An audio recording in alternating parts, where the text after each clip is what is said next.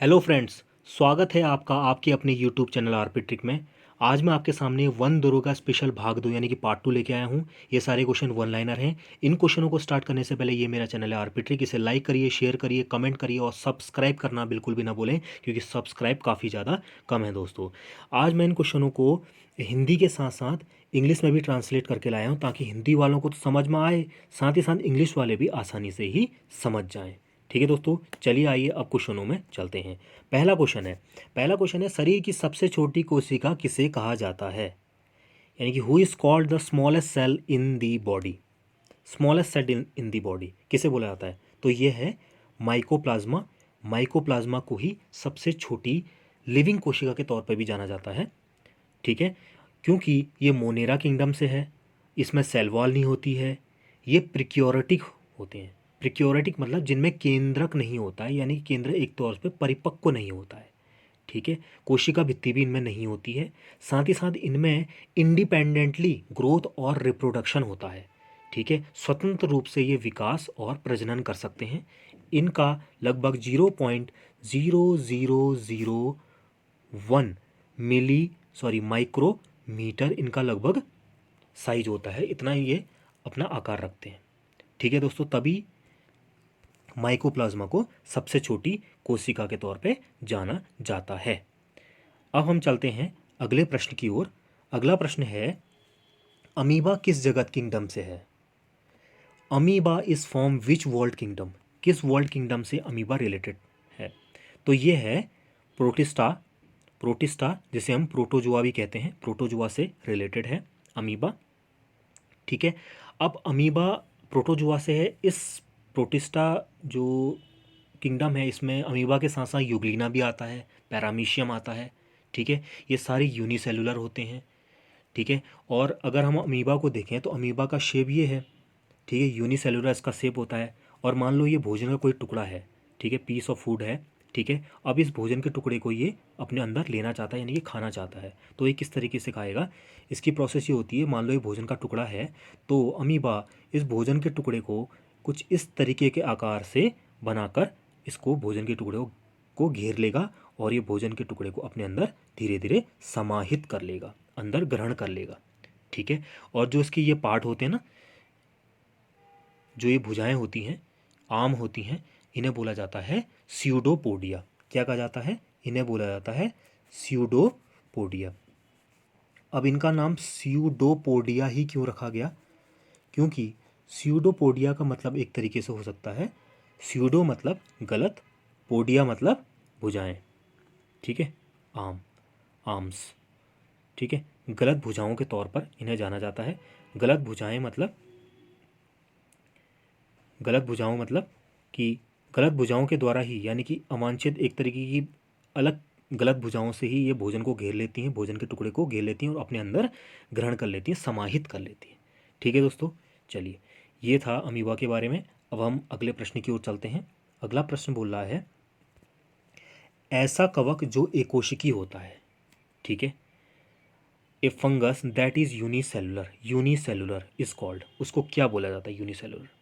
ठीक है, आमतौर पर अगर आपने पढ़ा है तो आपने सुना होगा कि सारे जो कवक होते हैं, फंगस होते हैं, फंगी होते हैं, वो सभी बहुकोशिकी यानी कि मल्टी सेलुलर होते हैं। लेकिन केवल और केवल एक ही कवक है जो यूनिसेलुलर होता है, उसका नाम है खमीर। ठीक है, यीस्ट के नाम से उसे जाना जाता है। ठीक है, इसका यूज आमतौर पर बेकरी में होता है। ठीक है, ये यूनिसेलुलर है।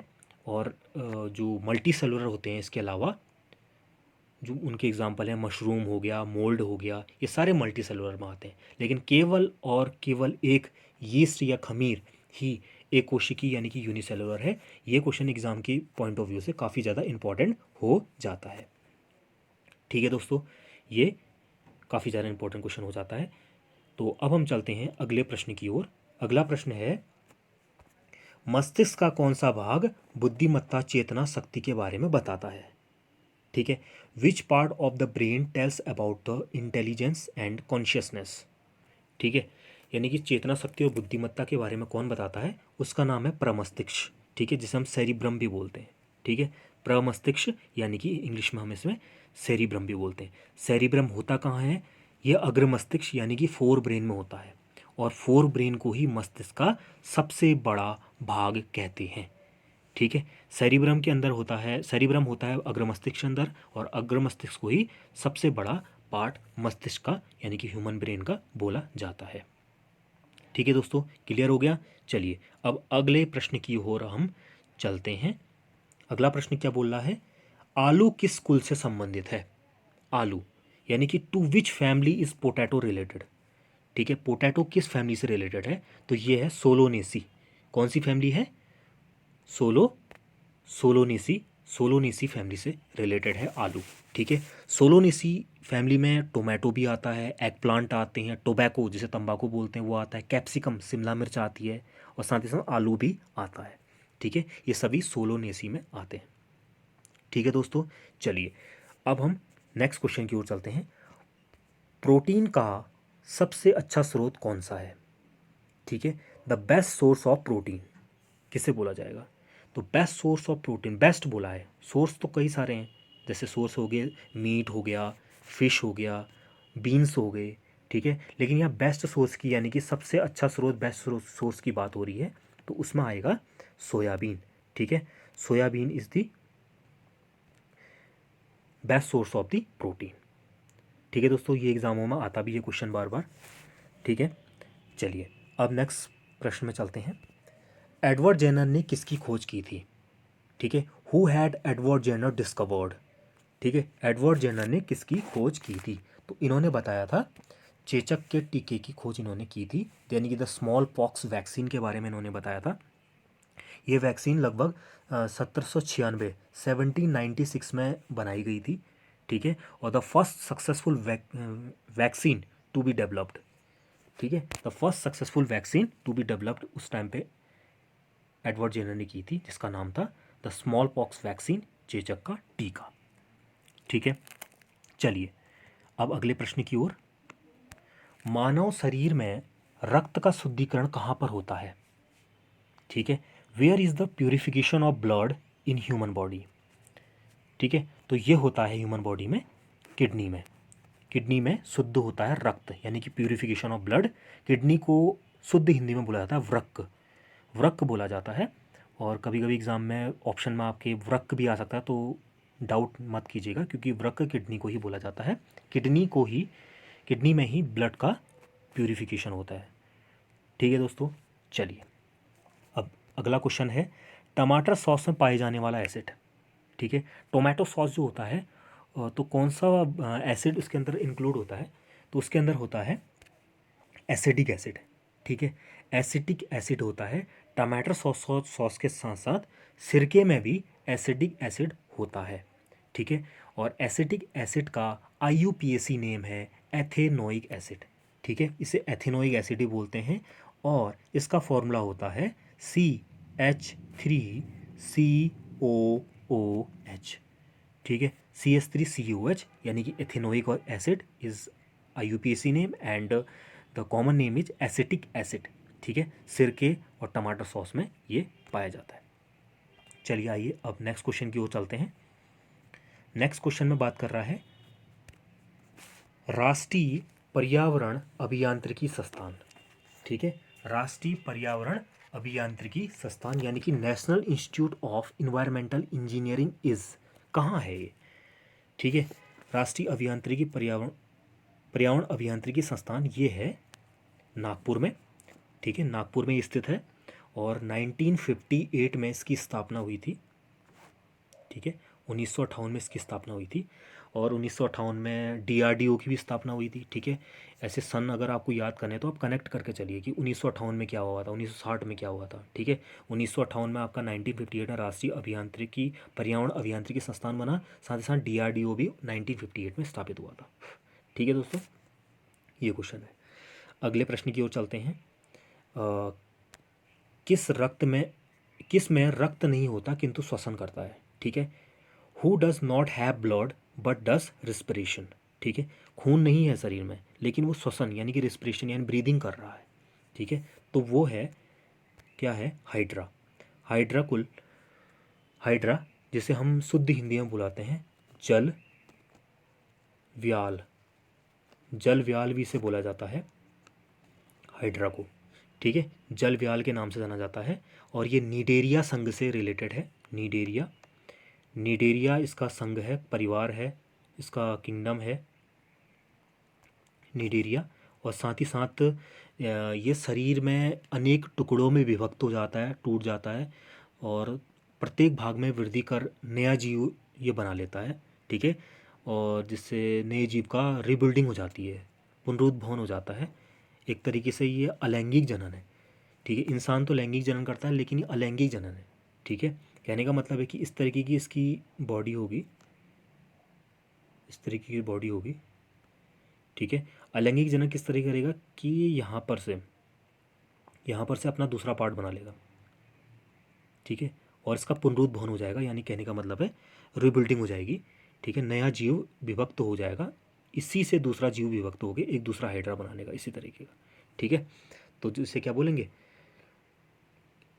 क्या बोलेंगे, इसे पुनरुद्भवन कहेंगे, ठीक है, यानी कि रिबिल्डिंग हो गया इसका, ठीक है, और नया जीव, नया हाइड्रा उत्पन्न हो गया है, ठीक है दोस्तों। चलिए अब नेक्स्ट क्वेश्चन की ओर।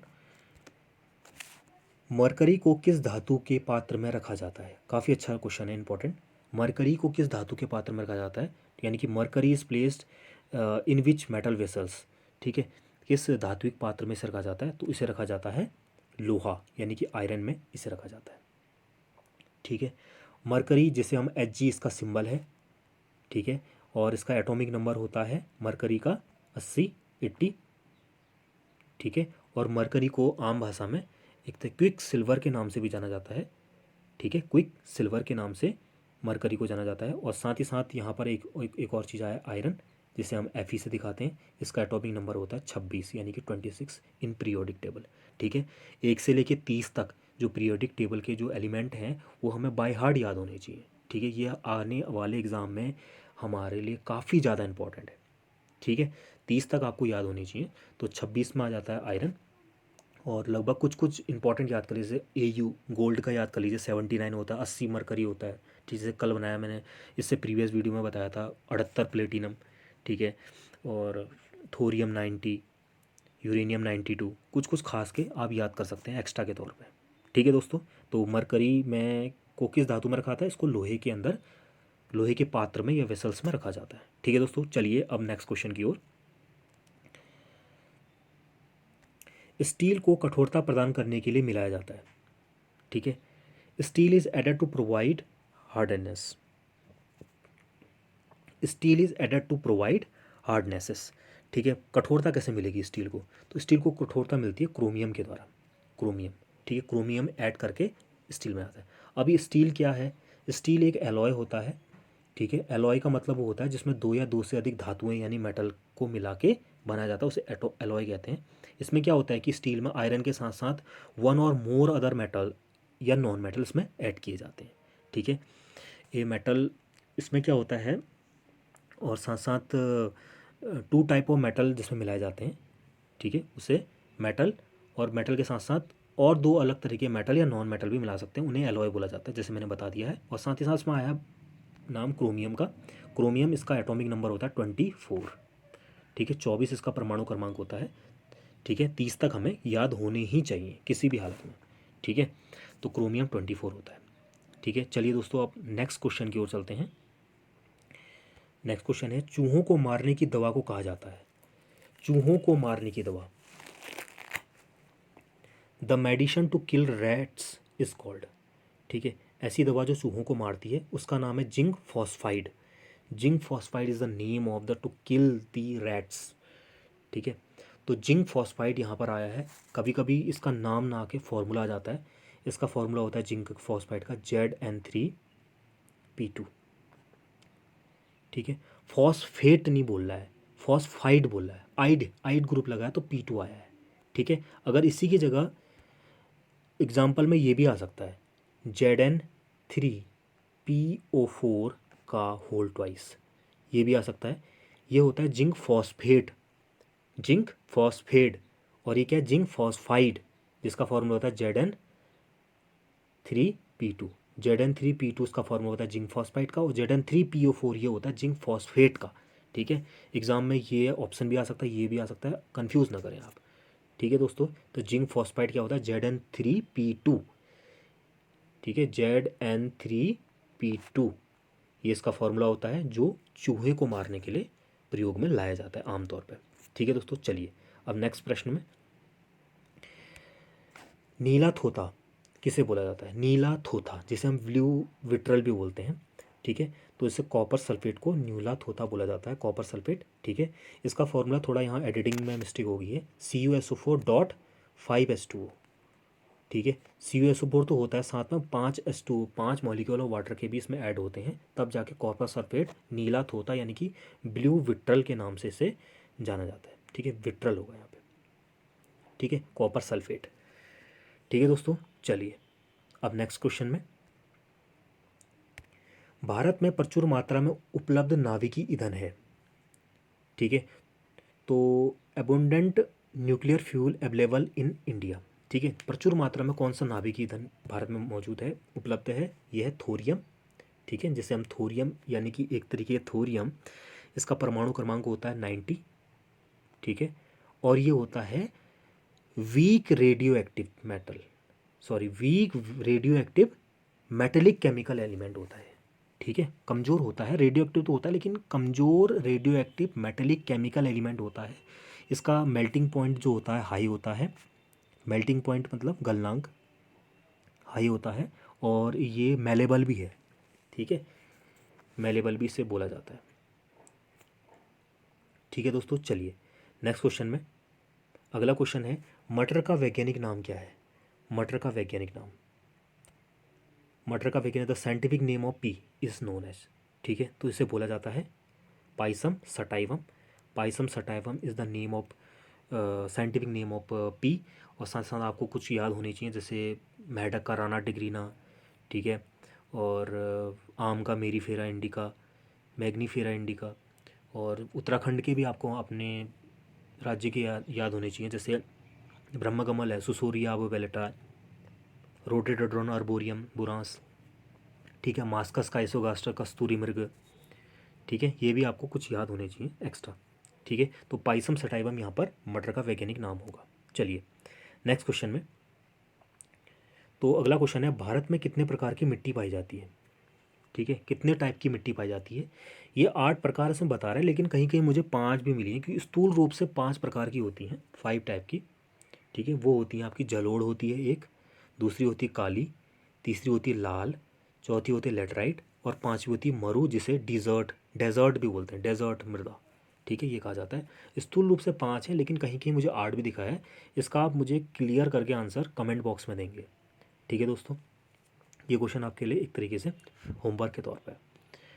ठीक है, चलिए अब नेक्स्ट क्वेश्चन में चलते हैं, how many types of soils, ये तो हो गया था 8 टाइप्स, यानी कि 5 तरीके स्थूल रूप से। ठीक है, नेक्स्ट क्वेश्चन में, तालाब से सिंचाई की दृष्टि से किस राज्य का प्रथम स्थान है। ठीक है, यानी कि which state in is the first place in terms of the irrigation from the pound. ठीक है, तालाब से सिंचाई करने में पहला राज्य कौन सा है, तो ये है तमिलनाडु। ठीक है, Tamil Nadu is the first number में है आपका तालाब से इरिगेशन सिंचाई करने में। ठीक है, और नलकूप से सिंचाई करने में यूपी आगे है, उत्तर प्रदेश। ठीक है, तो ये एक तरह के जीएस का क्वेश्चन भी है, इन्वायरमेंट से भी रिलेटेड और कृषि विज्ञान से भी ये रिलेटेड क्वेश्चन हो जाता है। ठीक है, Tamil Nadu is the answer of this particular question. ठीक है, नेक्स्ट क्वेश्चन, अगले क्वेश्चन में चलते हैं।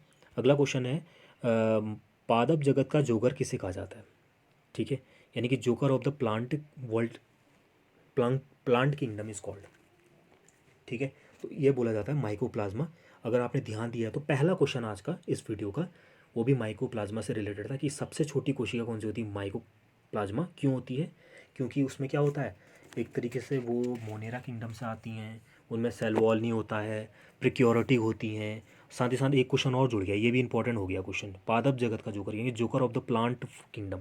ठीक है, तो ये किसे कहा जाता है, माइकोप्लाज्मा को कहा जाता है। ठीक है, और प्रिक्योरिटिक मतलब मैंने बताया था आपको कि जिनमें क्या होता है, सेल वॉल नहीं, माफ कीजिएगा, केंद्रक नहीं होता है, केंद्रक नहीं होता है या परिपक्व नहीं होता है। ठीक है, 2 तरह के होते हैं, एक प्रिक्योरिटिक, एक यूक्योरिटिक। यूक्योरिटिक में क्या होता है, केंद्रक पाया जाता है, सेंटर पाया जाता है, लेकिन प्रिक्योरिटिक में नहीं पाया जाता है। ठीक है, और इनका इंडिपेंडेंट तौर पे ग्रोथ और रिप्रोडक्शन होता है इनका। ठीक है। एक तरह से सबसे छोटी लिविंग कोशिका भी इसे कहा जाता है, ठीक है। और पादप जगत का जोकर यानी कि joker of the plant world भी इसे कहा जाता है, ठीक है दोस्तों। तो ये थे क्वेश्चन। अगला क्वेश्चन अगर है तो जी, ये क्वेश्चन आपके हैं। तो आप अब मैं आपका छोटा सा टेस्ट लूँगा, ठीक है। लेकिन इस टेस्ट को लेने से पहले मैं आपको बताना चाहता हूँ, इस टेस्ट में जितने भी क्वेश्चन हैं इन सभी का आंसर आप मुझे कमेंट बॉक्स में लिख के देंगे, ठीक है। कमेंट बॉक्स में इसका आंसर देंगे ज़रूर, ठीक है दोस्तों। यहाँ पर अभी मैं आंसर नहीं दे रहा हूँ, सिर्फ क्वेश्चन ही क्वेश्चन दे रहा हूँ। कमेंट बॉक्स में इसका आंसर ज़रूर देंगे और इसका जो रियल आंसर होगा मैं वो अगले वीडियो में जारी करूँगा, ठीक है। अगले वीडियो में मैं इन क्वेश्चनों का आंसर आपको दूंगा, तब तक आप मुझे इनका आंसर कमेंट बॉक्स में ही करेंगे, ठीक है दोस्तों। चलिए आइए, ये क्वेश्चन क्या है इसको मैं पढ़ लेता हूँ। आतिशबाजी में हरा रंग किस उपस्थिति के कारण होता है, ठीक है। आपके ऑप्शन है, दोबारा क्वेश्चन बोल दूँ, आतिशबाजी में हरा रंग किसकी उपस्थिति के कारण होता है, हरा रंग कैसे निकलता है आतिशबाजी में, ठीक है। तो ऑप्शन है सोडियम, बेरियम, पोटेशियम या सिल्वर, ठीक है। ये 4 ऑप्शन है, इसका आंसर आपने कमेंट बॉक्स में करना है। नेक्स्ट क्वेश्चन, ठीक है। प्याज लहसुन में गंध किस तत्व की उपस्थिति से आती है, प्याज लहसुन में गंध किस तत्व की उपस्थिति से आती है। ऑप्शन है लिथियम, क्लोरीन, पोटेशियम या सोडियम। ये 4 ऑप्शन है। क्वेश्चन आप ध्यान से देख लीजिए, इसका आंसर आप कमेंट बॉक्स में करेंगे। किसी गैस का अणुभार उसके वाष्प घनत्व का कितना होता है, ठीक है। किसी गैस का अणुभार उसके वाष्प घनत्व का कितना होता है, आधा, दुगना, चौथा या तीसरा। क्वेश्चन को ध्यान से देख लीजिए, आंसर कमेंट बॉक्स में। चलिए नेक्स्ट क्वेश्चन। नेक्स्ट क्वेश्चन है, कवक फंगी को की कोशिका भित्ति सेल बनी होती है। कवकों की जो कोशिका भित्ति होती है वो किसकी बनी होती है। आपके ऑप्शन है सेलुलोज, काइटिन, स्यूडोपोडिया या पॉलीसेकेराइड, ठीक है। यानी कि क्वेश्चन क्या था, कवकों की कोशिका भित्ति यानी सेल वॉल किसकी बनी होती है, सेलुलोज, काइटिन, स्यूडोपोडिया या पॉलीसेकेराइड। 4 ऑप्शन है, ध्यान से देखिए और आंसर कमेंट बॉक्स में। नेक्स्ट क्वेश्चन और लास्ट क्वेश्चन है, ठीक है। राष्ट्रीय बागवानी मिशन की शुरुआत कब हुई थी, ठीक है। राष्ट्रीय बागवानी मिशन की शुरुआत हुई कब हुई। ऑप्शन है 2005, 8, 11 या 2, 2005, 2008, 2011 या 2002। ये 4 आपके ऑप्शन हैं। इन सभी क्वेश्चनों का आंसर आप मुझे कमेंट बॉक्स में देंगे और इसका जो रियल उत्तर है, सही उत्तर है, वो मैं अगले वीडियो में जारी करूँगा, ठीक है दोस्तों। तो दोस्तों ये था मेरा वीडियो पूरा। तो आपको ये वीडियो कैसा लगा, अपना फीडबैक ज़रूर दीजिए और साथ ही साथ इस वीडियो को लाइक करिए, शेयर करिए और कमेंट करिए, शेयर ज़रूर करिएगा। और साथ ही साथ बहुत इंपॉर्टेंट काम है, सब्सक्राइब करना बिल्कुल ना भूलें इस चैनल को, मेरे इस आरपी ट्रिक चैनल को, ठीक है दोस्तों। क्योंकि आप शेयर करेंगे किसी दूसरे को, किसी दूसरे का भला होगा। साथ ही साथ मुझे भी आपके द्वारा इस चैनल को सब्सक्राइब करने पर मुझे भी फीडबैक मिलेगा, एक तरीके से मोटिवेशन मिलेगा मुझे भी, ठीक है। और मुझे भी मोटिवेशन मिलेगा, तब मैं आगे जाके आपके लिए और भी इंटरेस्टिंग तरीके से ऐसे इंटरेस्टिंग और अमेजिंग क्वेश्चन और साथ ही साथ धमाकेदार सीरीज़ें और जैसे मैं ट्रिक भी निकालता हूँ वो लेके आपके सामने आऊँगा, ठीक है दोस्तों। तो इन क्वेश्चनों को आंसर हमें मुझे ज़रूर दीजिएगा। तब तक के लिए आपसे इजाज़त चाहूँगा। धन्यवाद।